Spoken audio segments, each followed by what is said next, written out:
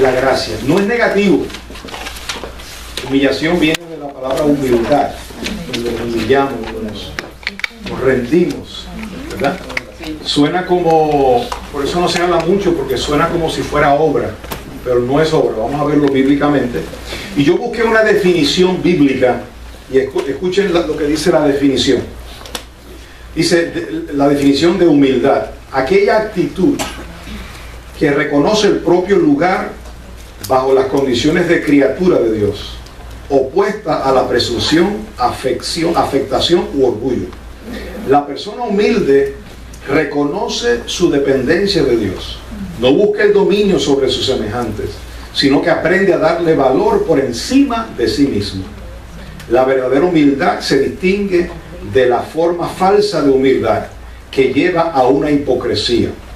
Se trata más de un voluntario desprecio de uno mismo, de una honesta valoración de uno mismo como criatura y de la adquisición de la conciencia de que nada somos ni tenemos que no nos haya sido dado por Dios, y que todo ello es a fin de que podamos servir con la actitud de corazón regida por el Espíritu Santo. ¿Qué lindo, verdad? Esa es la humildad. Vamos a comenzar con el nuevo pacto, las evidencias del nuevo pacto, algunas, ¿no?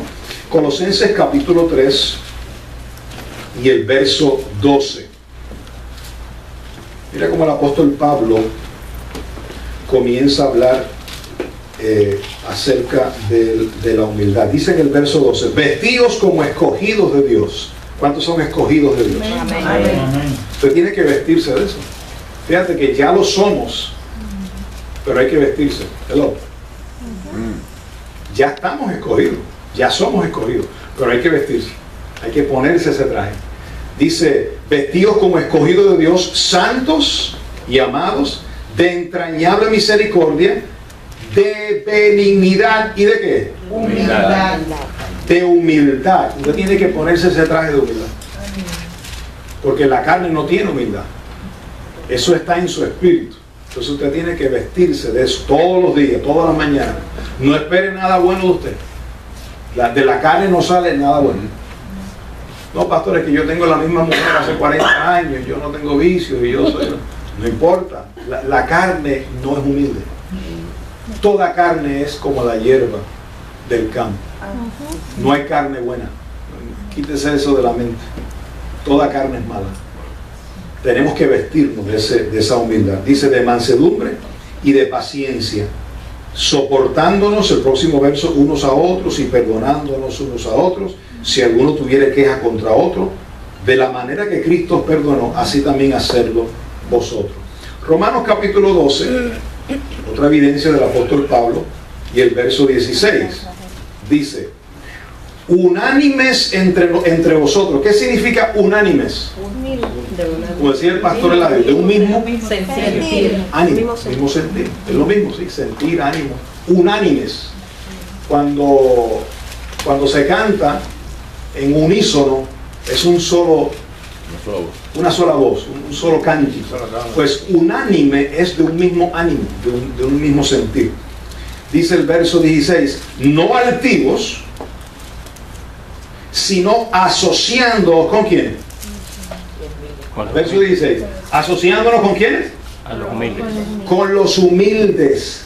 No seas sabio en vuestra propia opinión. Fíjate, no solo te dice la palabra que te vistas de humildad, sino que tus compañeros, que las personas con las que tú trates sean humildes. Porque si te pegas a personas que no son humildes, entonces comienzan ellos a contaminar. Entonces empiezas tú a vestirte del traje de ellos. O sea, tenemos que tener cuidado con quién nos asociamos, ¿verdad? Con quién hacemos negocio, con quién nos casamos. ¿Con quién? Porque eso si la persona no es humilde, eso es algo que tiene que estar. Entonces, otra evidencia del apóstol Pablo en Filipenses capítulo 3. Filipenses capítulo 3. Capítulo 2, perdón, y el verso 3. Dice, Filipenses 2:3: nada hagáis por contienda o por vanagloria, antes bien ¿con qué? Con humildad. Y mira cuál es el fruto. Mira cómo te dice, para que tú examines si tú andas en la humildad. Estimando cada uno a los demás como inferiores. Una persona humilde, ¿cómo cataloga al que está al lado? Superior. Si tú no puedes ver a tu hermano superior, entonces no estás vestido de humildad. ¿Tú sabes por qué Dios pide que veamos a nuestro hermano en la fe superior? ¿Sabes por qué? Porque a veces Dios te quiere hablar por ese hermano. Y si no lo ves superior, tú le cierras tu oído. Dice, ¿quién me va a hablar este a mí? ¿Quién me va a hablar esta a mí? Porque tú te consideras superior. Pero si tú estimas a los demás como superior, entonces tú andas en humildad y tú puedes oír. Tú puedes oír la voz de Dios en la boca de tu hermano. ¿Ven? Pero si no, pero tenemos que calibrarnos, tenemos que juzgarnos nosotros mismos, examinarnos a nosotros mismos si andamos en la fe. A veces usted no siente que a usted no le gusta como es. ¿No le ha pasado eso? Usted dice, no me gusta como soy.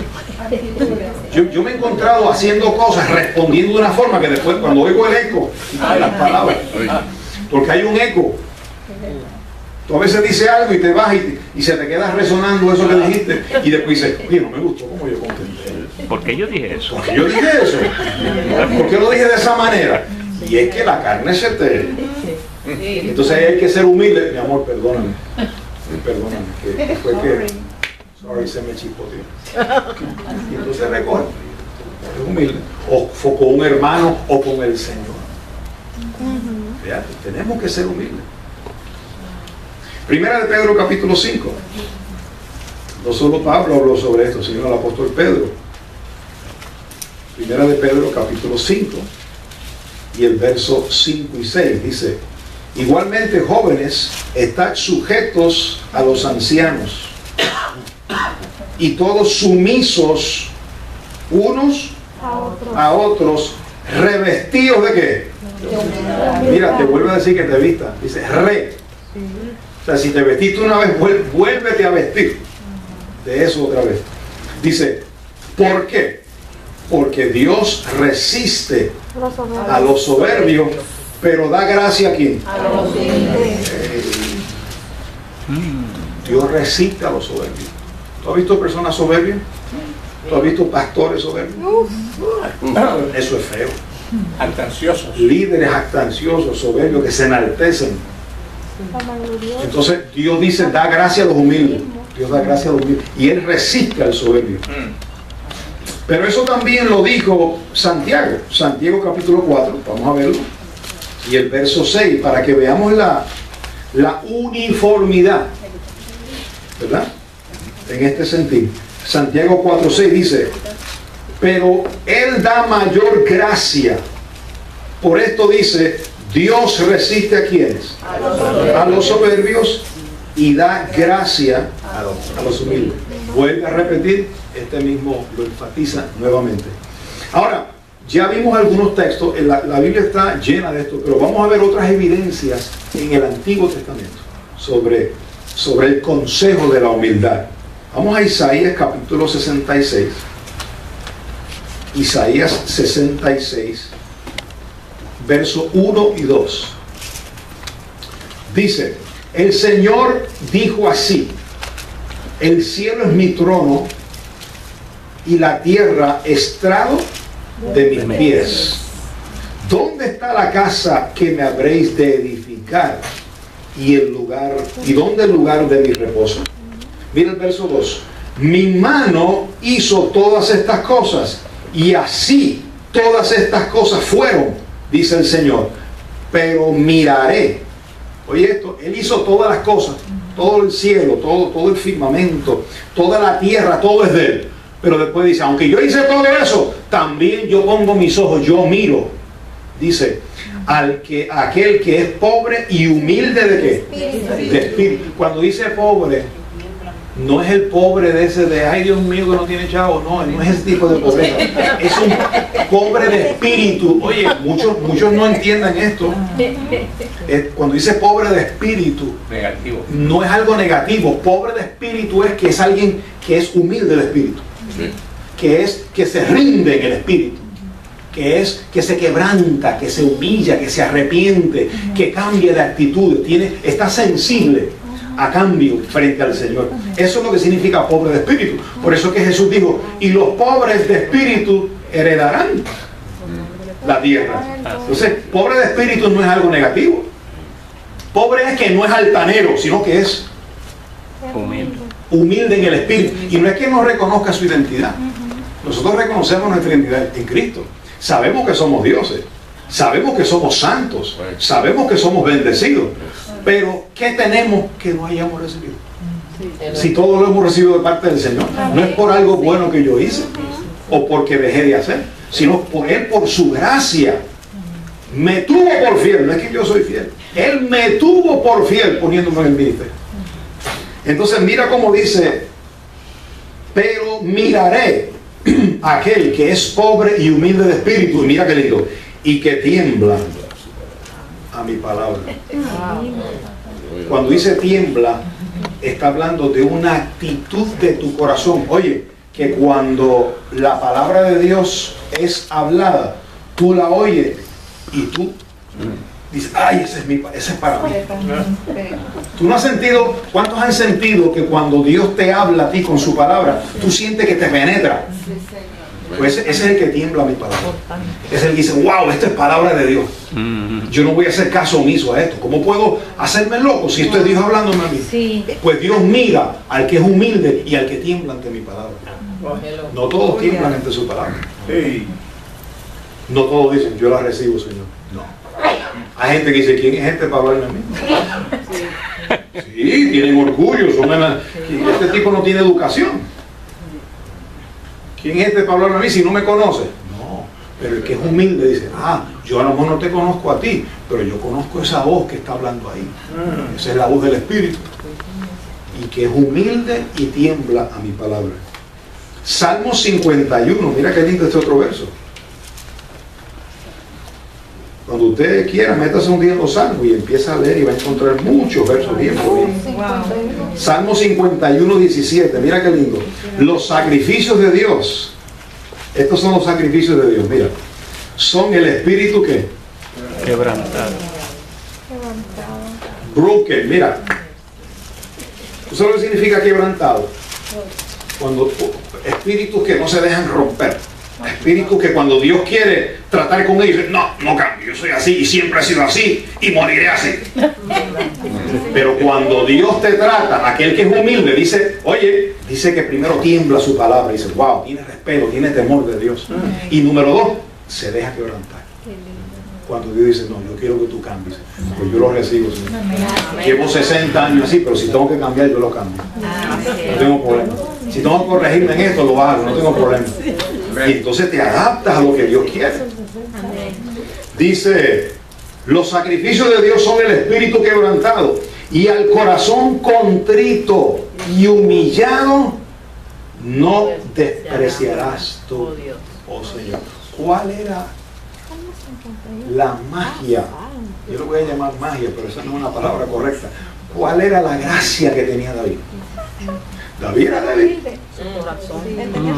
Mire, David tenía sus debilidades y fuerte. Si una persona hace hoy día aquí en Miami lo que hizo David, cae preso, pierde el ministerio, ¿sabes? Porque él sufrió por lo que hizo. David sufrió por lo que hizo, y sufrió en su propia casa, su propia sangre. Pero ¿qué lo hacía diferente a los demás? Que era humilde de corazón y que temblaba ante la palabra de Dios y era de espíritu quebrantado. Y él, cuando Dios le hablaba, él se sometía. Cuando vino el profeta y le dijo, mira por ahí, ¿qué tú harías si viene uno que deja 100 ovejas y deja las 99 y agarra solo la ovejita del vecino? ¡Que muera ese tipo! Porque él tenía un corazón pastoral. Él no le gustaba la injusticia. Y Natán le dijo, pues eres tú. Y ahí mismo cayó al piso y dijo, he pecado. Y se arrepintió. ¿Qué significa ser conforme al corazón de Dios? Que se deja romper. Te conviene. Te conviene humillarte. Te conviene someterte al que sabe todas las cosas. Hay cosas que no entendemos. Sí, Señor. Mire, hay gente, por eso usted nunca debe compararse. Porque puede haber gente sentada al lado suyo. Usted dice, ¿cómo esta persona, con todas las debilidades que tiene, y Dios siempre la saca a flote? Siempre la mano de Dios está con esa persona. Y dice, no juzgue, porque tú no conoces el corazón. Amén. Dios mira el corazón. Amén. Y cuando Dios ve el corazón, lo justifica. Sí, Señor. Cuando Dios ve tu corazón contrito y humillado, dice, a esta persona yo tengo que ayudarla. Porque es que me ganó, me derritió, su corazón me está derritiendo. Y cuando me adora, me consume. Y cuando me alaba, se me derrite el corazón. Cuando me busca, me encuentra. Aunque tenga debilidad.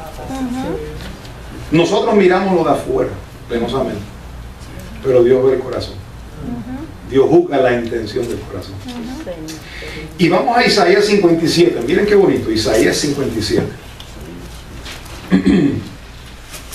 Y el verso 15. Porque así dijo el alto y sublime, el que habita la eternidad y cuyo nombre es el santo. Diga santo. Santo. Mira cómo dice, yo habito en la altura y la santidad. Mira, Dios habita, wow, allá, en la santidad. Pero después dice, y con el quebrantado y humilde de espíritu, para hacer vivir el espíritu de los humildes y para vivificar el corazón de los quebrantados. O sea, Dios es tremendo, dice que su gloria llena todos los cielos y Él está allá, su falda llena toda la tierra, pero al mismo tiempo dice que Él está presto para levantar al que es pobre de espíritu. Por eso es que sus oídos están atentos a la oración de los justos. Amén. David sabía que tenía Dios de su parte. David lo sabía. David conocía el corazón de Dios. David sabía la debilidad de Dios. Y no se aprovechaba de eso, pero se rendía al Señor y lo adoraba. Como decía, lo mareaba. Lo amaba. Danzaba delante de él, oraba. Mira que una vez la mujer le dijo, ¿qué vil te has hecho? Que estás danzando ahí, se te caíste la ropa. Y dice, pues ahora me haré más vil ante tu presencia. Se despojó de todo. Ahora voy a danzar más duro para que te moleste de verdad. Vamos a ver ahora, y quiero mostrarles, por eso es que la escritura es importante. Oye, la escritura, diga la escritura. Las cosas que sucedieron aquí en el viejo pacto son importantes para nosotros aprender hoy. Y yo quiero que veamos algunas diferencias entre un rey y otro, para que sepamos identificar lo que es soberbia y lo que es humildad. Vamos a Segunda de Crónicas, capítulo 16. Segunda de Crónicas, capítulo 18. No me confunda. Sí, no lo confunda. Y del verso 3, vamos a leer un poco. Dice, ¿qué verso es ese, Nery? Verso 3, ¿verdad? Sí. Le voy a dar un poco de trasfondo.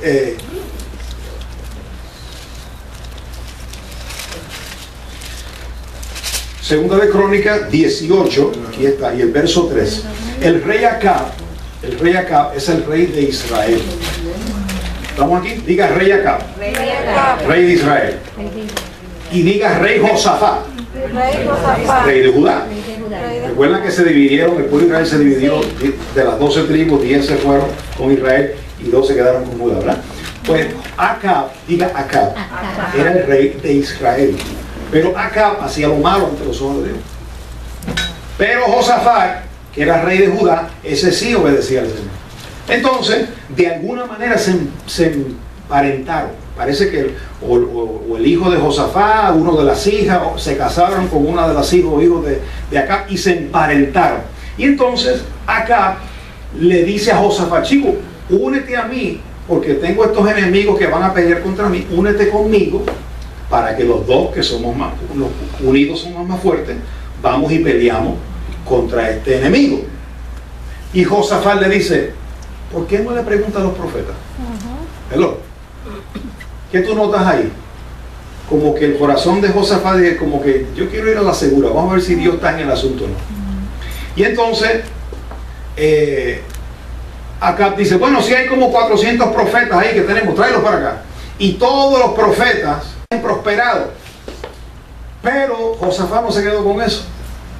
Todos los profetas dijeron que sí, que vaya a la guerra, que Dios está con él. Pero Josafat le dijo a Acab, oye, ¿no habrá otro profeta de Dios? Y dijo, chico, allá hay otro más que se llama Milcía, pero eso siempre le profetiza mal. Ese no me gusta. Dice, pues tráetelo. Y entonces cuando fue el siervo a buscarlo, no lo vamos a leer ahora porque ya yo puse la cita, pero ya se los estoy relatando para avanzar el tiempo. El siervo, cuando busca al profeta, Milcía le dice, oye, todos los profetas dijeron que el rey podía ir a la guerra, los 400 estaban juntos, mira a ver lo que tú vas a decir, como que lo quiso intimidar. Y él dijo, bueno, yo voy a hablar lo que Dios me dijo. Y cuando llegó allí a la presencia del rey, estaba el rey acá y estaba el rey Josafat, los dos en sus tronos. Le dice el rey acá, oye, ¿vamos a la guerra o no vamos a la guerra? ¿Dios nos va a dar los enemigos o no los va a dar? Y él dice, sí, sí, te los da. Y entonces se voltea y le dice a Josafat, te lo dije que este hombre siempre habla cosas negativas en contra mí.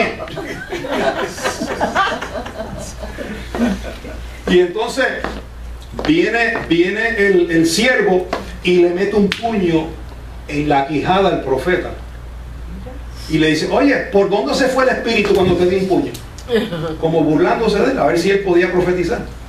Y entonces le dijo, así dice el Señor, dijo el profeta al rey, así dice el Señor, no volverás del campamento, tu sangre se derramará. Y ahí mismo el rey se volteó otra vez, o sea, tú ves que te lo dije, que este hombre siempre no profetiza mal. Pero ¿qué pasa? Acá se disfraza, le dice al rey Josafat, yo me voy a disfrazar de soldado, tú quédate como rey, pero yo me voy a disfrazar. Tenía mala conciencia, ¿viste? Sabía que estaba, porque las cosas estaban. Dijo, me voy a vestir como de un soldado más. Y cuando fueron a la guerra, el enemigo dio instrucciones y dijo, ataquen al rey, es el que queremos agarrar, solo olvídense de los soldados, queremos al rey. Y el que estaba vestido con toda su pompa era Josafat. Y cuando los rodearon, oye, para matarlo, Josafat dice que clamó a Dios. Y Dios escuchó su oración. Porque era justo, era humilde de corazón. Clamó a Dios y dice la Biblia que Dios dispersó la guerra, los soldados, y se turbaron y se perdieron. Y de momento uno de ellos, mira lo que hace, coge un arco, una flecha, y al azar hace así, y la tira al azar en medio de todos los soldados, de miles y miles y miles. Y oye, mira qué causalidad, que la flecha hizo así y se le metió por entre la hendidura del rey acá. Ya lo había dicho el Señor. Y cuando lo hirió, le dice al siervo, sácame de aquí que me hirieron. Pero como había tanto tráfico en la I-4, no podían salir dice que se desangró en el mismo carro y se murió. Lo que te quiero mostrar, ya no lo vamos a leer, pero te quiero mostrar la actitud del rey acá. En cambio, mira la actitud del rey Josafat en el capítulo 20. Mira, Segunda Crónicas 20 y el verso 1. Pasadas estas cosas, ¿pasada qué cosa? Lo que te acabo de contar. Sí. Aconteció que los hijos de Moab y de Amón, y con ellos otros de los amonitas, vinieron contra ¿quién? Josafat. Ahora vinieron contra Josafat directamente a la guerra. Y acudieron algunos y dieron voces a Josafat diciendo, contra ti viene una gran multitud del otro lado del mar y de Siria, y he aquí que están en Hasesón Tamar, que es en Gadi. Entonces él tuvo ¿qué? Temor.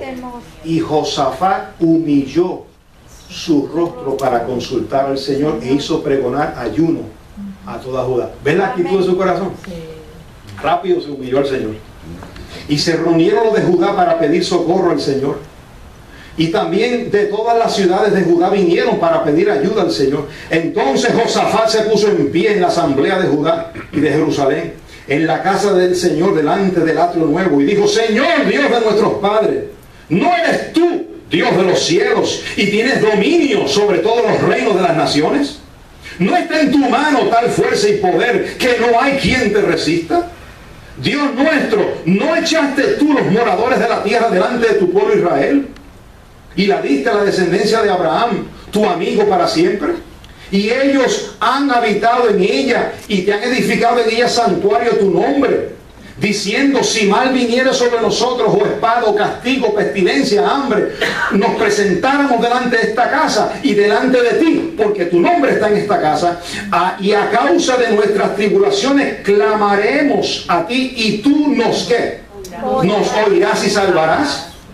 Ahora pues, he aquí que los hijos de Amón y de Moab y los del monte de Seir, a cuya tierra no quisiste que pasase Israel cuando venía de la tierra de Egipto, sino que se apartase de ellos y que no los destruyese, he aquí ellos nos dan ahora el pago, viniendo a arrojarnos de la heredad que tú nos diste en posesión.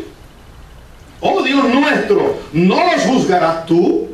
Porque en nosotros no hay fuerza contra tan grande multitud que viene contra nosotros. No sabemos qué hacer, y a ti volvemos nuestros ojos. ¿Ven qué linda actitud? Y para hacer la historia corta, de momento el Espíritu de Dios se movió y levantó a uno de los de la multitud y le dijo: así dice el Señor rey Josafat, Dios le entregará la victoria. Y les dio específicas instrucciones: van a bajar por el monte así y no van a hacer nada, pues Dios mismo va a hacer todo. Y así fue.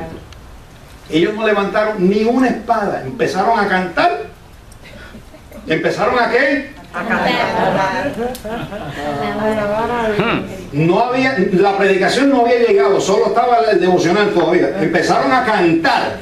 Y dice la Biblia que empezaron a matarse unos a otros los enemigos. Unos a otros se encontraban vivos. Y dice: y no quedó ninguno vivo, todos en tierra. Estuvieron más de 3 días recogiendo el botín. ¿Ven la diferencia entre un rey y otro? Mira Daniel. ¿Recuerdan el caso de Daniel? Capítulo 4, verso 34. Se enalteció Daniel: oh, todo este imperio es mío. Nabucodonosor, el rey Nabucodonosor, todo este imperio es mío. Y después tuvo un sueño y Daniel se lo interpretó. Y dijo: mira, vas a comer como a las bestias. Y empezó a arrastrarse y las uñas le crecieron y Dios lo humilló. Pero ¿qué pasó después de los 7 años? Dice que levantó sus ojos al cielo y volvió en sí. Reconoció, se humilló ante el Señor. Mire, no hay problemas en fallar. El problema es: ¿cuál es tu actitud después de fallar? Porque humanos somos todos y fallamos. Ahora, ¿cuál es tu actitud después del fallo? O eres arrogante o eres humilde. Mira el caso de Segunda de Crónicas 33, vamos a leerlo. El caso de Manasés. Y de esto aprendemos, de las cosas que le pasaron a ellos. Manasés es otro rey. Mira cómo empezó este rey. Segunda de Crónicas 33, 1 al 3. Dice: de 12 años era Manasés cuando comenzó a ¿qué? ¿Cuántos años tenía? 12. Y 55 años reinó en Jerusalén. ¡Wow! Tremendo. Pero hizo lo malo ante los ojos del Señor, conforme a las abominaciones de las naciones que el Señor había echado delante de los hijos de Israel, porque él reedificó los lugares altos que Ezequías su padre había derribado, y levantó altares a los Baales, se hizo imágenes de acera y adoró a todo el ejército de los cielos y le rindió culto. Pero mira, lo que te quiero mostrar es: él empezó mal, pero después se corrigió. Mira el verso 12. Mas luego que fue puesto en angustia, diga luego. Por eso a veces, no siempre es por hacer cosas malas, ¿verdad? Por la carne, pero a veces las consecuencias y la angustia vienen porque lo hemos sembrado. Dice: mas luego que fue puesto en angustia, dice, oró al Señor su Dios, humillado grandemente en la presencia del Dios de sus padres. Y habiendo orado a él, ¿fue qué? ¿Fue qué? Verso 13, Nerio. Y habiendo orado a él, ¿fue qué? Fue atendido. Pues Dios oyó su oración y lo restauró a Jerusalén y a su reino. Entonces reconoció Manasés que el Señor era Dios. Entonces, lo que te quiero mostrar es consolémonos. Hay momentos que fallamos. Pero, ¿qué vamos a hacer? ¿Seguimos en la carne o nos corregimos? ¿Seguimos en la terquedad de la carne o nos humillamos delante del Señor? Y quiero terminar con esta parte, que la humillación nos lleva al arrepentimiento. Fíjate, no para salvación, porque ya salvo estamos. Eso está claro aquí. Nosotros no hablamos del arrepentimiento como algo para ser salvo, sino nos arrepentimos de cosas que hacemos porque ya estamos salvos, porque el Espíritu Santo está en nosotros. Mira cómo dice segunda carta a los Corintios 7:6. Segunda carta a los Corintios 7:6. Dice: pero Dios, que consuela a quienes. A los humildes. ¿A quién consuela a Dios? A los humildes. Nos consoló con la venida de Tito. Tito era uno que estaba en la carne. Es más, ¿tú sabes lo que hacía Tito? Si tú lees todo el contexto, Tito estaba teniendo relaciones sexuales con la mujer de su papá. No con su mamá, con la madrastra. Y entonces él estaba insistiendo en ese comportamiento y ya se había regado por toda la ciudad. Al tal punto que Pablo dijo: mira, ese yo se lo entrego a Satanás. No a Satanás, el ángel Lucifer, porque ya fue destruido, pero se lo entrego al diablo, a Satanás de su carne. No oro más por él, queda expuesto a su propia consecuencia. Y dice la Biblia que el Tito, como era humilde, se arrepintió. Fíjate, si no hubiera sido humilde, él se arrepintió. Entonces Pablo dice que Dios consuela a los humildes y nos trajo a Tito. Ahora mira cómo dice el verso 10. Porque la tristeza, segunda a los Corintios 7:10, porque la tristeza que es según Dios. Oye, tristeza que es según Dios. Hay tristeza que es según Dios. Mira, ¿cuántos han sentido? A veces usted hace algo y usted dice: wow, esto no debió haber hecho. Yo no debí haber hecho esto. ¿Cuánto le ha pasado eso? Yo no debía haber actuado así. Es como un dolor que te da. Es una tristeza, no que produce muerte, te produce vida. O sea, te hace que tú cambies de actitud y corrijas lo deficiente. Mira cómo dice: porque la tristeza que es según Dios produce arrepentimiento. ¿Para qué? Pero volvemos a explicar, no para salvación eterna. Te produce arrepentimiento para salvación de la situación actual que estás viviendo. Si es con tu esposo, con tu hijo, con lo que sea. Cuando Dios te compunge, cuando el Espíritu Santo te constriñe, te toca, te produce una tristeza que te lleva al arrepentimiento de lo que hiciste, y eso te lleva ¿a qué? A salvación. Amén. Y después dice, produce arrepentimiento para salvación, de que no hay que arrepentirse. En otras palabras, es tal el arrepentimiento que produce en ti, que cuando te libra de eso, no te arrepientes de haberte arrepentido. Eso es lo que significa eso. Es tanto que la bendición de Dios que produjo ese compungir del Espíritu, que te libró de tan grandes problemas, que dice: wow, valió la pena que yo cambiara la actitud con él. Valió la pena que yo me arrepintiera de él. Y entonces no te arrepientas de eso. Pero tú sabes que antes yo decía: ve, hermano, no hay que arrepentirse. Porque ahí dice que no hay que arrepentirse. No está hablando de eso. Lo que está diciendo es que no te vas a arrepentir de haberte arrepentido del arrepentimiento que produce salvación. Señor. ¿Cómo que no hay que arrepentir? ¿Cuánto nos hemos arrepentido nosotros de cosas que hemos hecho? Señor. Ahora, para salvación yo no me puedo arrepentir otra vez, porque ya estoy salvo una vez y para siempre. Imagínate que yo fuera: Señor, me arrepiento para ser salvo. Y yo, muchachos, pues si ya con una sola ofrenda te dice perfecto para siempre. Ahora, aquí abajo sí nos arrepentimos. Y cuando se contriste el Espíritu Santo. Ay, Dios. Mire, hermano, si el Espíritu... Y el problema es que él jamás se va de tu vida, porque eso tú estás sellado para siempre. Pero estar sellado y tener el Espíritu Santo contristado, no te huelen ni las azucenas. Comes y no hay gusto en la sopa. Entonces ahí conviene arrepentirse. Señor, mira, perdóname. Perdóname que yo he hecho caso omiso a lo que tú me has querido hablar. Perdóname que yo no he cambiado mi actitud. Ahí la humildad que está en ti reina y te lleva a un arrepentimiento que produce salvación. Y todo cambia. Y todo cambia. Sí. De momento Dios hace así, cambia, y todo lo que estaba mal se zafó, se libera. Es como si hubieran librado una atadura ahí, y de momento todo el cielo está claro. Amén. Entonces ahora lees la Biblia y lo entiendes, ahora oras y te gozas. Ahora sientes y tiemblas ante la presencia del Señor. Ay. Sientes su gloria, sientes su presencia. Antes no, Dios hablaba y tú como si nada. Eso es. Pero si eres humilde, si eres humilde. Por eso es que todos los días debemos examinarnos. Señor, ¿cómo está mi corazón?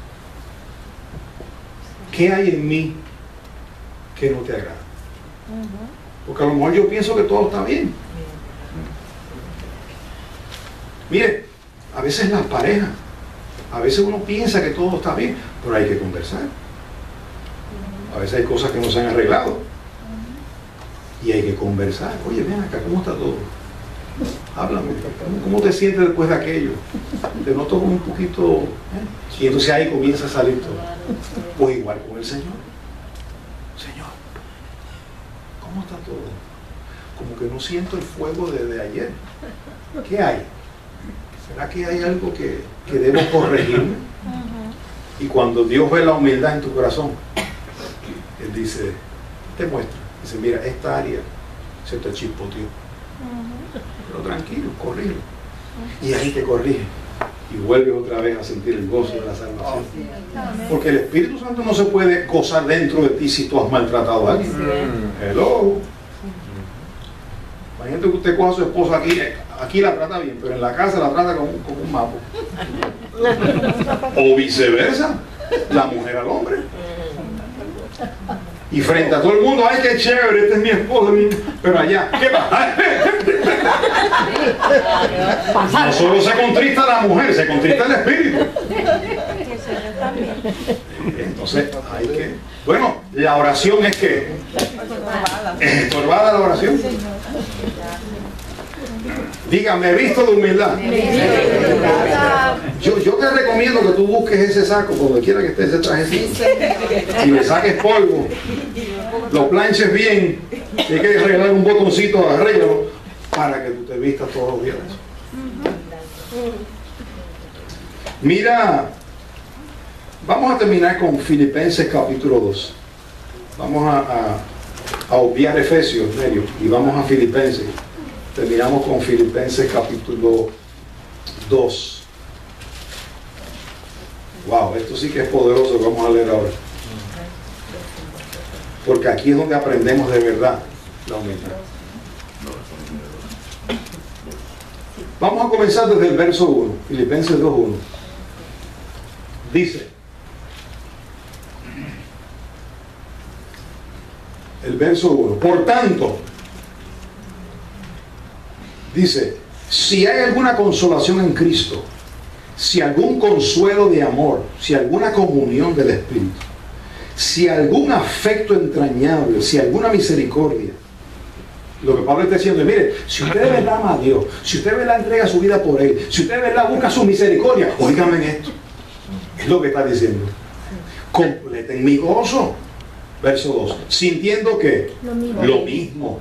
Teniendo el mismo que amor. Unánimes, del mismo ánimo. Sintiendo una misma que cosa. Nada hagan por contienda o por vanagloria. Antes bien, ¿con qué?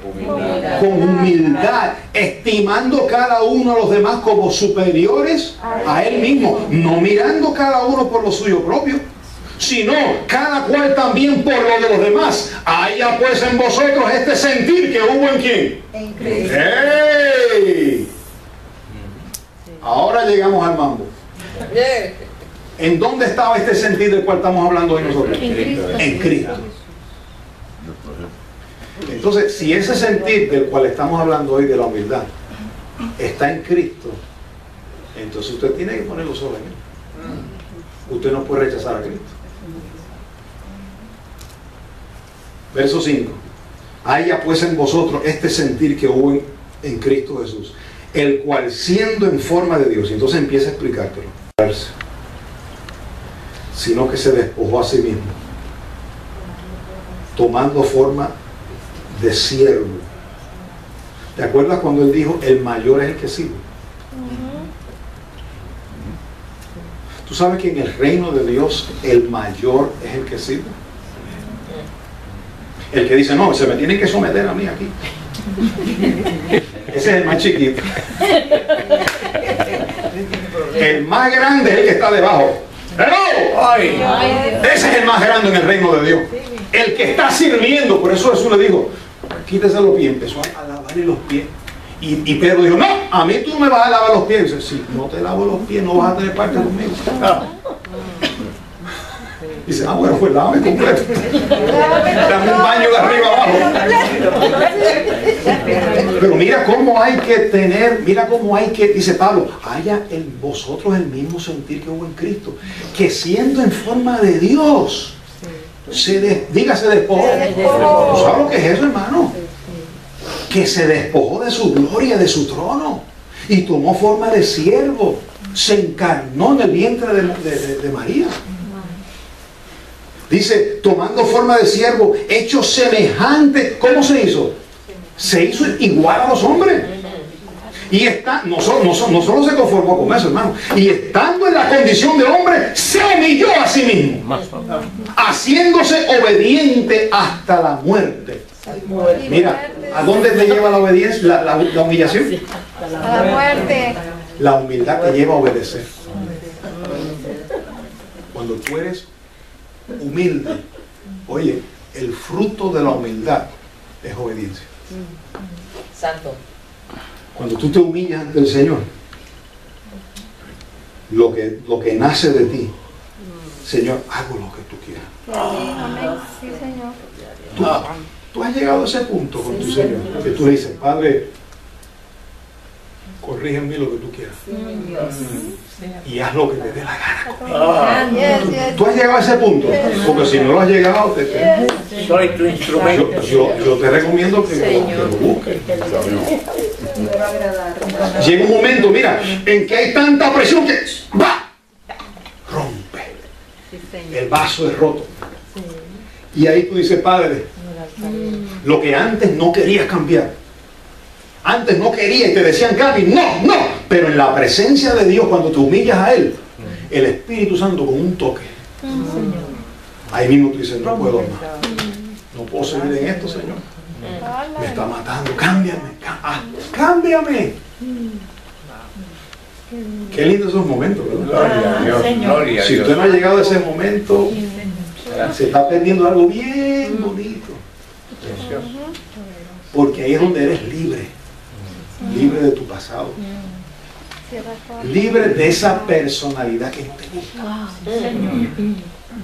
libre de esas cosas, de esos caracteres, de esas cosas que arrastraste por la vida. A veces uno tiene tantas experiencias que arrastra cosas y actitudes que forman una personalidad que tú mismo te hastías de ti mismo y no puedes cambiar hasta que llegas a su presencia. Así es. Y como Él conoce tu corazón,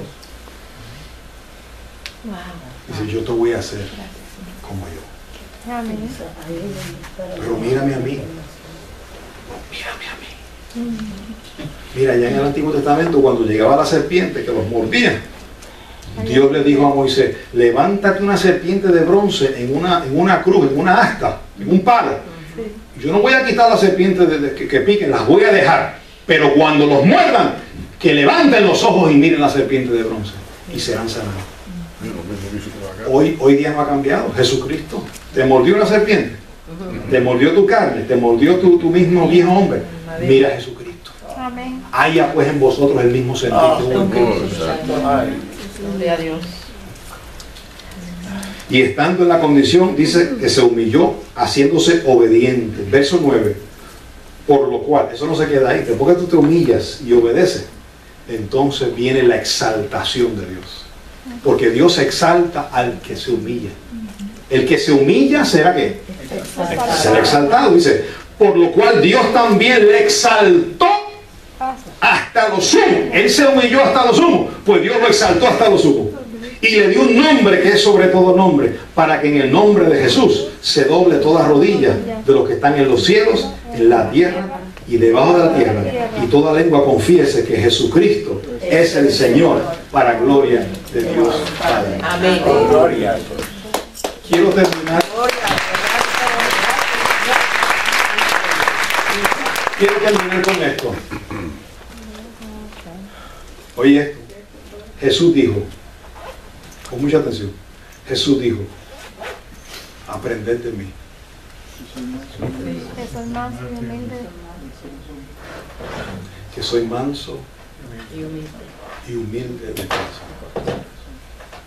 ¿No sabes por qué? Porque cuando Dios le decía, haz esto, allí va. Es el mismo espíritu que estaba en él. Ve allá, allá iba. Ve, haz esto y allá lo iba. Al punto de que él tenía que entregarse y lo hizo. Su obediencia fue perfecta hasta la muerte. Por eso Pablo dice, hay en vosotros este mismo sentido. Y el fruto es que seamos obedientes. ¿A quién debemos mirar? Yo voy a aprender de mi pastor. No. El modelo no es el pastor. El modelo es Jesucristo. Tus ojos en el que se entregó por ti. En el que pagó el precio por ti. En el que dijo, no te dejaré, ni te desampararé. No te dejaré huérfano. Linda palabra. Estaré contigo todos los días. Gracias, Señor. Gracias. Y mira, en el mundo tendréis aflicción, pero confíen, dijo el Señor. Yo he vencido. Amén. Gloria a Dios. Aprendan de mí, que soy manso y humilde de corazón. Les dejo con esto. No rechacen al Señor.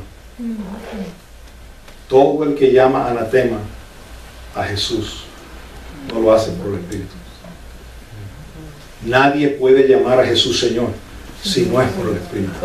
Aprendamos del Señor, de su humildad, de su obediencia, y tendremos vida prosperada. Bendecidos por el poder de Jesús.